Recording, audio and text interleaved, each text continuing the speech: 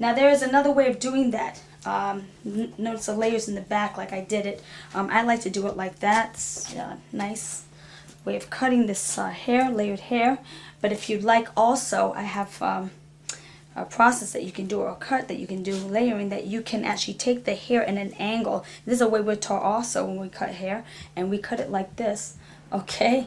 And notice it's straight across. This is a way of checking the hair too if you want to see if it's even. We can also cut the long layers like this, and then go straight across and cut it.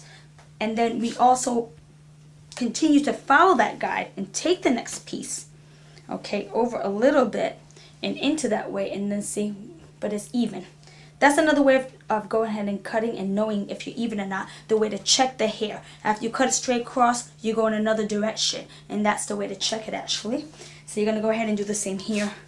Okay, and it will continue to be long because like you see that, I dropped that layer. The layer will drop down and the length will still stay long and she will still have layered hair.